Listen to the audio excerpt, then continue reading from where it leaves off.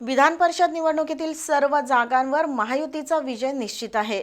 6 उमेदवार आत्ताच बिनविरोध विजयी झालेत। उर्वरित 11 उमेदवारही घवघवीत यश मिळवतील असा विश्वास नामदार शंभूराज देसाई यांनी पत्रकारांशी बोलताना व्यक्त केला। दुसरीकडे महाविकास आघाडीला पराभव दिसत असल्याने त्यांच्या काही उमेदवारांनी निवडणूक रिंगणातून पळ काढलाय असा टोलाही नामदार देसाई यांनी लगावला।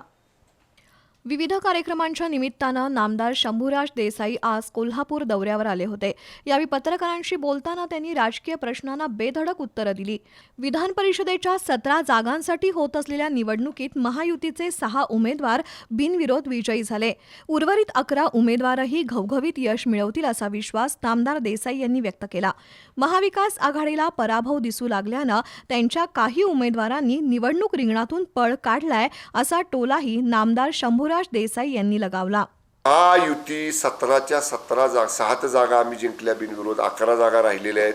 11ही जागा महायुती खूप मोठ्या फरकाने जिंकेल।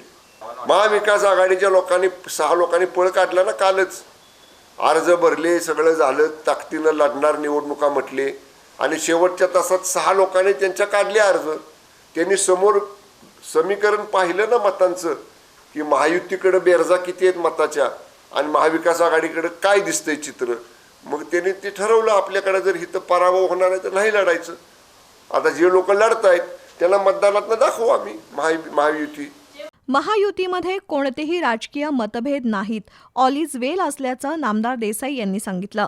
विधान परिषद निवडणुकीच्या निमित्तानं प्रचंड आर्थिक उलाढाली झाल्याची टीका शिवसेना ठाकरे गटाचे खासदार संजय राऊत करत आहेत, पण त्यांच्या बोलण्याकडे राज्यातील जनता गांभीर्यानं पाहत नाही।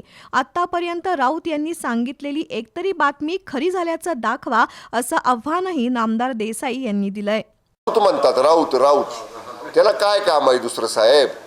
त्यांना आता सांगा ते कमी बोलले आकडा, त्यांना काय तोंडाला येईल ते आकडा बोलतात। एक वाक्य राऊत बोललेलं खरं झालेलं मला सांगा फक्त, की राऊत हे बोलले काल आणि आज ते खरं झालं सांगा।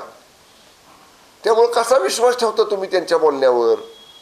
अमक्या हॉटेलमध्ये 150 कोटी दिले, तमक्या हॉटेलमध्ये 500 कोटी दिले, काही म्हणाले ते आकडे बोलायचे? ते पुरावा द्यावा पाहिजे ना, राऊतांनी पुरावा दिला पाहिजे।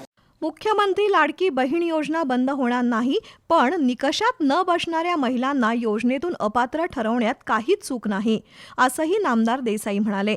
पुण्यश्लोक अहिल्याबाई होळकर पीक कर्जमाफीच्या घोषणेमुळे विरोधकांचा पोटशूळ उठलाय, पण महायुतीचं सरकार शेतकऱ्यांच्या पाठीशी आहे। तसंच शक्तीपीठ महामार्गासंबंधी सर्वांच्या शंका दूर केल्या जातील असं नामदार देसाई यांनी स्पष्ट केलंय।